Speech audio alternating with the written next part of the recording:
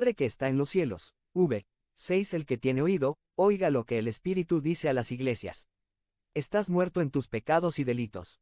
Sé vigilante, Cristo viene pronto, no te vaya a sorprender como un ladrón en la noche, arrepiéntete delante de Cristo. Hazte miembro del canal y ayúdanos a difundir la palabra de Dios por el mundo. Satmar 16-2024. Si crees en el poder de Dios, comenta 11. 11. Sardis. La iglesia muerta. Summary. Muchas personas van a las actividades de los cristianos, son miembros de esas iglesias, pero están escritos sus nombres en el libro de la Vids. By Josué Martínez. Sardis. La iglesia muerta. Ap. 3. 1 a 6. Puntos a tratar. I. El remitente. 2. La ciudad de Sardis. 3. La iglesia de Sardis y V. Lo positivo en Sardis. V. La orden para Sardis. B. La promesa para Sardis. La iglesia de Sardis existió, esto es un hecho histórico. Pero actualmente también hay iglesias muertas y personas. I. El remitente. V. 1. El que tiene los 7 espíritus de Dios, dice esto. Igual a el Espíritu Santo. 7 igual a la plenitud. La perfección. Ver Ap. 1. 4. El que tiene las 7 estrellas dice esto. V1 igual a Jesucristo Ap. 1. 16 igual a el que tiene control sobre las iglesias a través de los ministros. El ministerio del Espíritu Santo obra en la iglesia a través de los ministros. En Sardis, los líderes de la iglesia no consultaban al Espíritu Santo, simplemente confiaban en sus habilidades. Sac 4. 6 No con ejército, ni con fuerza, sino con mi espíritu, ha dicho Jehová de los ejércitos. Pero la iglesia de Sardis era muy activa.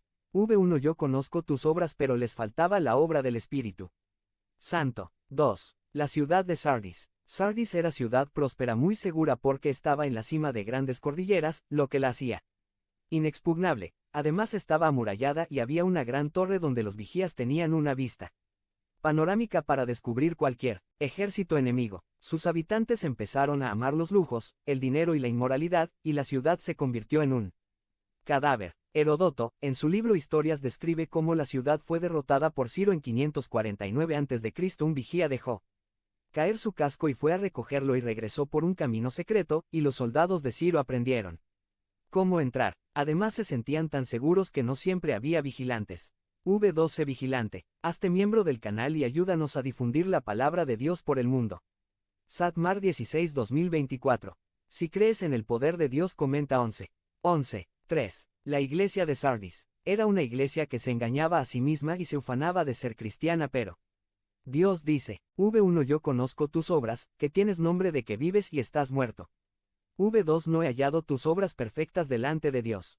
En una ocasión fui a un museo de biología, había muchos animales disecados, corriendo, brincando, un águila estaba bebiendo agua, pero realmente no estaban haciendo nada porque estaban muertos aunque parecían vivos. La iglesia estaba siendo administrada por no cristianos, estaba muerta espiritualmente.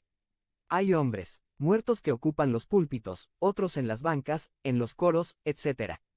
¿Cómo se muere una iglesia? Cuando los no cristianos reemplazan en los puestos de la iglesia a los cristianos. Cuando la forma litúrgica es más importante que la vida espiritual, las actividades sociales son más importantes que el evangelismo. En fin, cuando se ama más lo material que lo espiritual. Y como resultado, el pecado es tolerado y destruye la iglesia. La tolerancia al pecado es el inicio del proceso que resulta en la muerte de la iglesia. Después de la tolerancia al pecado, la iglesia se convierte en carnal, luego los incrédulos reemplazan a los creyentes en los puestos de la iglesia y los verdaderos creyentes se van. Sardis era una iglesia que había caído en manos de incrédulos que amaban al mundo y sus placeres en vez de Cristo. Sardis era el mundo disfrazado de iglesia.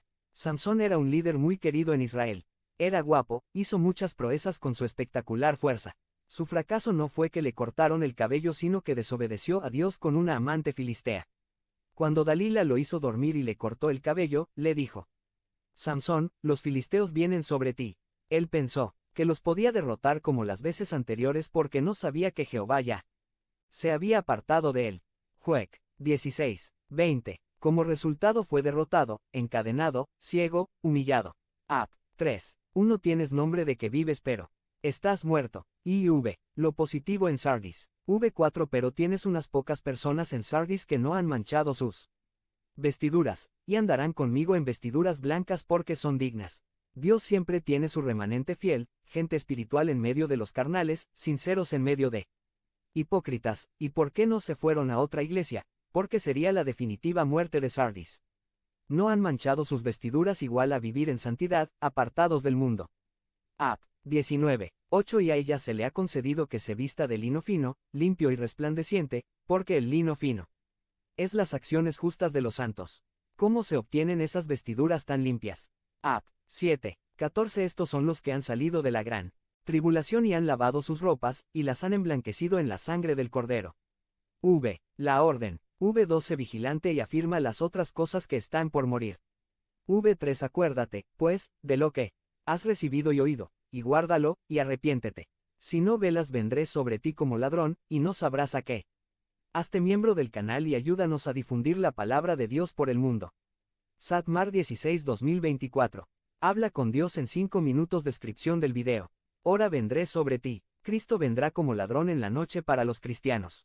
No, sino para los muertos, para los incrédulos. Vi. Promesas. V5 El que venciere será vestido de vestiduras blancas, y no borraré su nombre del libro de la vida y confesaré su nombre delante de mi Padre, y delante de sus ángeles.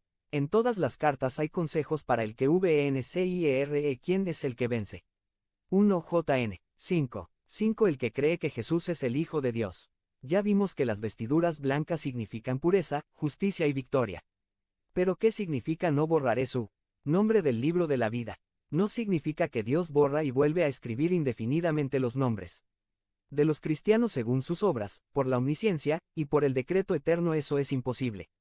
Aquí lo que significa es que aunque los reyes de la tierra constantemente borran los nombres de sus ciudadanos por alguna causa, Cristo nunca lo hará, sino que confesaré su nombre delante de mi Padre y de sus ángeles. Roberto me pertenece, lo compré con mi sangre.